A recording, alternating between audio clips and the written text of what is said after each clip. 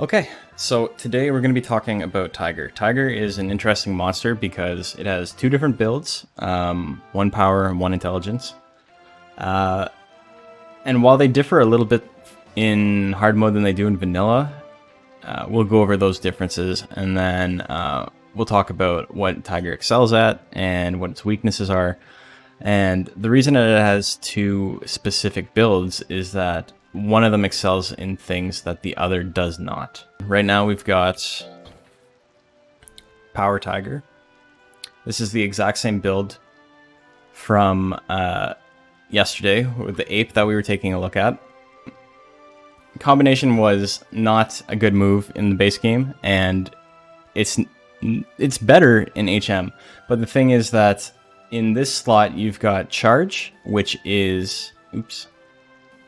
Let me pull up my game. You got Charge, which is now called Body Blow. It does a little bit more damage. It has way more critical hit chance than it used to.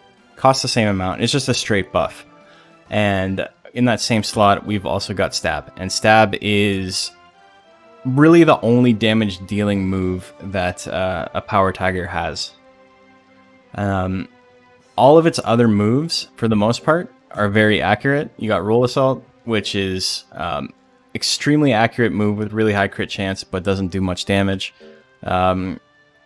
Charge is almost a direct downgrade from Roll Assault, but it costs less guts, so it's also really consistent. You got just two basic techs that you can't get rid of. And then you got 1-2, which is it's a heavy tech. It's not super powerful, but for 17 guts and a really high sharpness, then it's okay. You're going to be doing a little bit of damage with that. The reason you would run Power Tiger is specifically because of what you think your opponents are running. If you're trying to win with a Power Tiger, it's because you think your opponents are not running a lot of defense. You're thinking that with a build like this, all of your opponents, for the most part, are going to have a similar build. They're all going to be speed intensive. No, I guess Tiger's not finished, but that's okay. Nobody faults you. But yeah, you're gonna be like, this build is almost a counter to other similar builds that have either high power or high intelligence. It's actually even better against an opponent that has high intelligence instead of power, but something that is focusing on speed instead of defense. And the reason for that is all of these moves, except for 1-2 and Scratch, are very, very, very accurate for what they do. Even Stab, which only has C accuracy, is like, you're gonna win a lot of games if you actually hit it, especially against speedy opponents. But as we'll see in the example we're gonna pull up a little bit later, Roll Assault and Body Blow, or Charge in vanilla, don't do enough damage to actually dent tanks in like a meaningful way. So there's a lot of examples, and like I said, we'll see it. We're going to put this Tiger up against a tank, and you'll see that Roll Assault doesn't do nearly enough damage to make it worth using against slow monsters. So save that, and now we'll load up the Intelligence Tiger that I forgot to name Intelligence Tiger, so his name is also Power Tiger.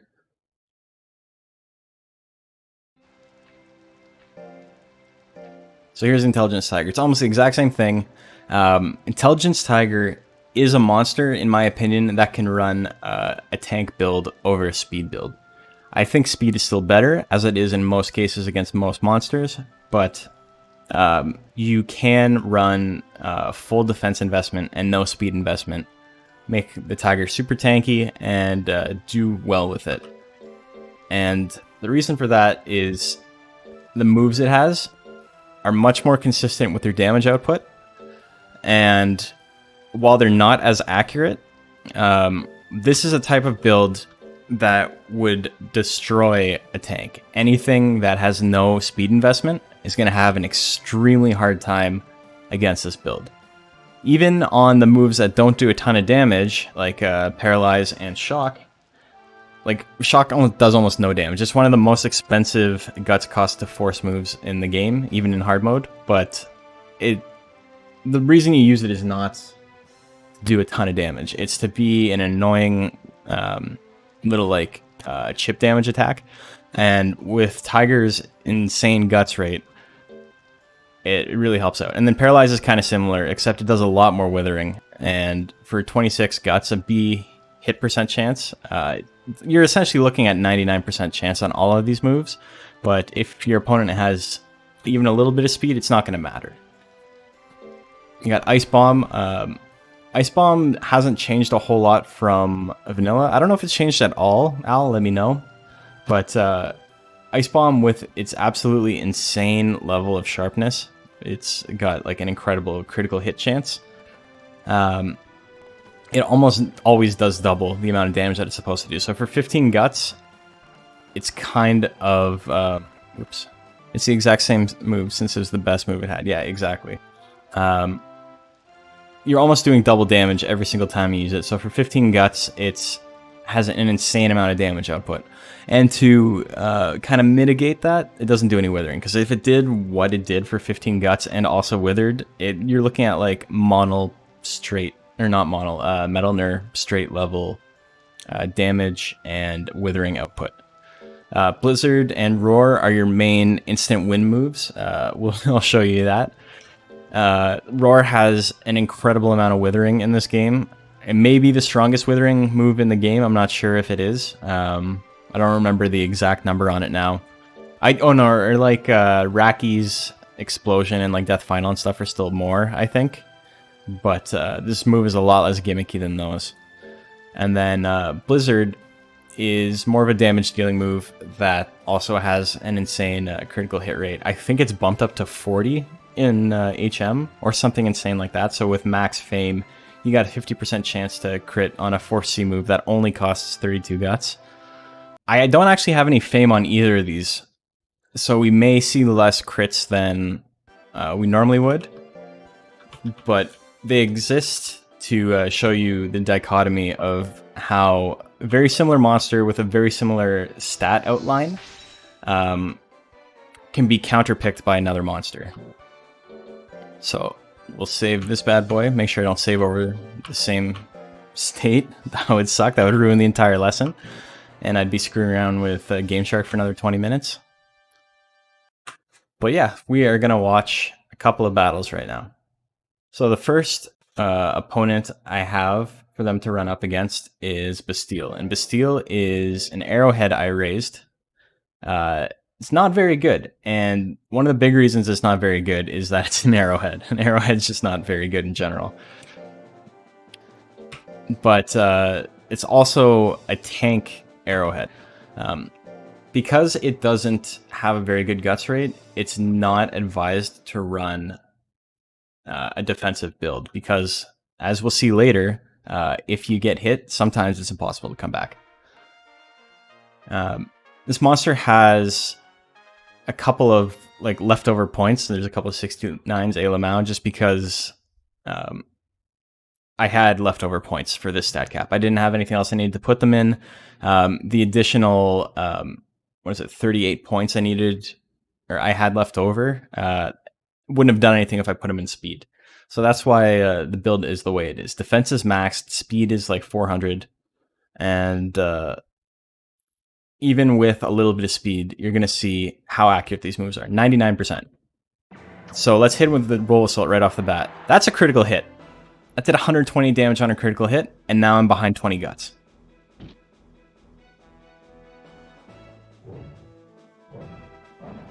Luckily, this monster is pretty bad. There's a good chance I'm actually going to win these because the AI is so stupid. But like, Stab, the damage dealing move, on a critical hit, does just about half. So me playing as a player, it's really easy for me to just win this. I'll just use the optimal move for the situation. But we'll pretend it's an AI for now, and I'll use the ultra accurate moves, like Body Blow, 66. And look how long he's down for, and he's gained enough guts to come back. It's only -5, it's not that big of a deal. Pretty long animation, and I get hit once. And if I'm a stupid computer and I'm not using Stab, there's a good chance I've lost this at this point. I'm going to use Roll Assault. You get a crit that does almost no damage. Use 1-2, which only has 87% chance to hit. That move's buffed too, and that's how much damage it does. So you got Scratch, you got Bite. They'll do a whole lot. I got Ease. Oh, and Power. Yeah, I put Power on this guy because I'm an idiot. But I was just trying out an interesting build. It did not work. You see me spamming moves. Defense is the enemy of this build. Next one I'm going to do is I'm going to let the AI fight it. And the AI may still win. AI may still win, but once I compare it to how strong the intelligence Tiger is against it, you'll see where I'm coming from. So Bastile's moves are going to be all messed up because I think that a lot of people don't know is that if you get out of this tournament screen that we're looking at right now, go adjust the move, or adjust one of the parameters, like for example, make it computer versus computer, and then re-enter. It saves the state of whatever moves were selected last time. So, we get the roll assault. When it doesn't crit, it's even worse. It's got a very, very high crit chance and very high accuracy, but there's always a chance it's not going to actually crit. And so, that's a 16 guts move, is Long Punch. And Long Punch is one of Arrowhead's best moves as far as cost ratio is concerned, but it doesn't do a lot of damage. And even then, it ripped out half of Tiger's HP. Gonna hit Roll Assault. But see, we're hitting every move. And now Guard is up, so we're gonna do even less damage if we hit.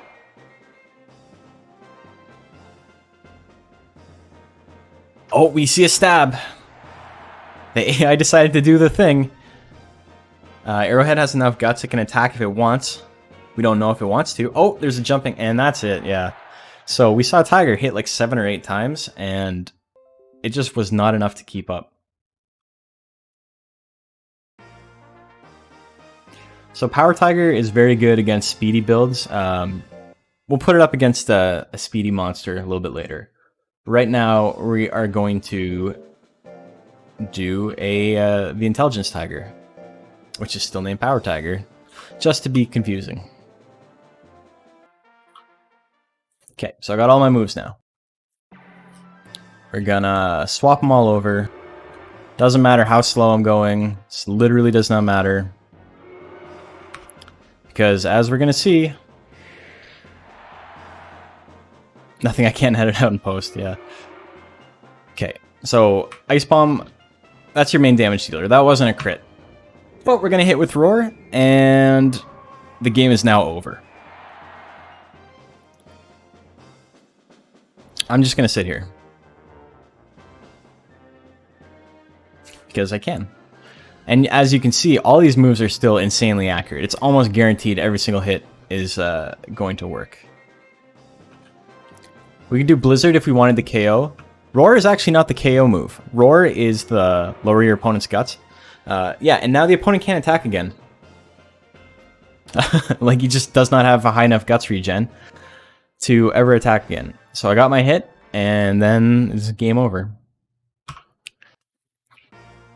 Odd things can always happen, like your monster can maybe not attack, or maybe it gets hit right away and dies. But this is an extremely hard matchup for... I'm going to start it again. It's a very, very hard matchup for the slow guts rate tank. Even a high guts rate tank, like even a proper tank build, will have difficulty against this.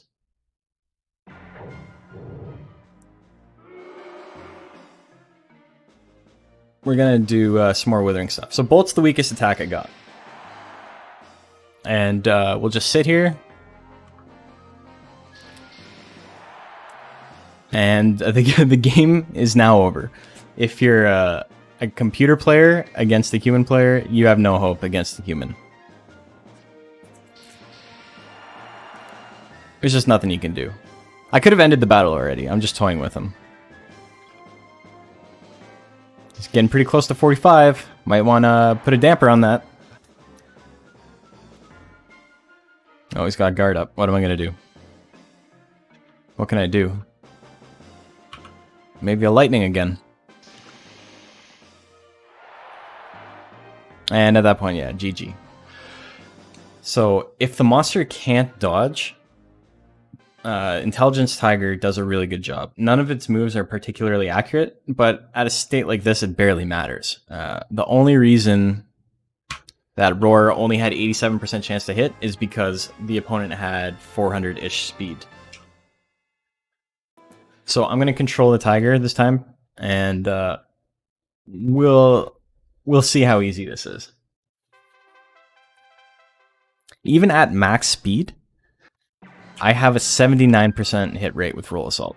That's huge. That's a big deal. Ghost Rush isn't going to do much damage because, you know, power.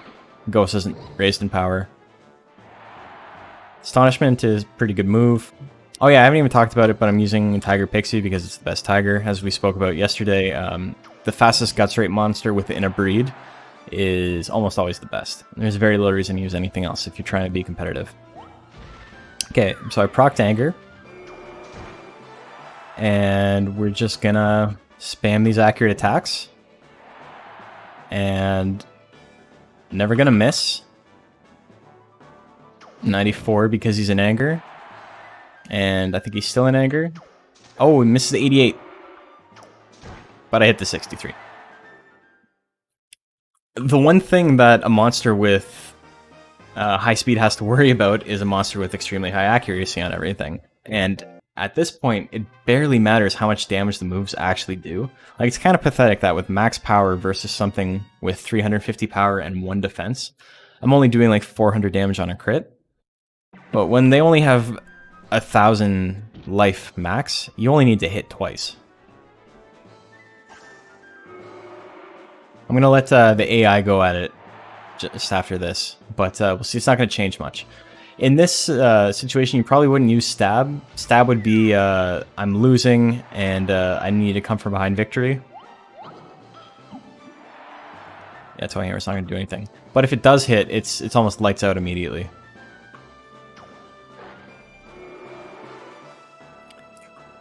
The reason I like running Stab there is because, as I've mentioned, having at least one move that does a little bit of damage, even if your monster doesn't always use it, is nice. Yeah, like that. That's over 700 damage on the crit. And we're gonna Roll Assault, and it misses. We can actually lose this. Are we gonna lose? Oh, we don't lose. So because Monster Rancher is a game of RNG, you're always going to get into situations where statistically you should win, but you may not. And there's only so much I can do to mitigate that as a player. And Power Tiger is a really good example of a monster that is very consistent for better or for worse. It almost always does as well as you expect it to, compared to who it's fighting. So if it's fighting a tank, you can expect it to not do very well and without very many surprises. And versus an extremely speed heavy monster, you can expect it to land a lot of attacks, do a lot of chip damage, and often gain a lead that's hard for the opponent to come back from because you're consistently doing damage throughout the battle. Pigeon Bomb's a really strong move. Ooh. The 40% chance is spooky. It's just high enough. But see, look at that. Like, Body Blow does just a little bit of withering, just enough. And in a situation like this against a ghost, oh wow, that's going to do a lot. Yeah, procs Anger because it does minus 22 withering. And honestly, a lot of the time for this build, that's not too bad of a thing. It's a very bad thing when your opponent is a tank, because when you're not doing damage and you're giving them a 50% boost to their guts, it makes it really difficult to actually come back. But when you're fighting a speedy monster, being able to hit again, like once they go into Anger, and bumping that 79 up to a 99. That's usually enough to win you the game right there. Pigeon bomb missing again. It's nice when it hits, but it doesn't hit often. It's honestly a miracle that this monster won a tournament.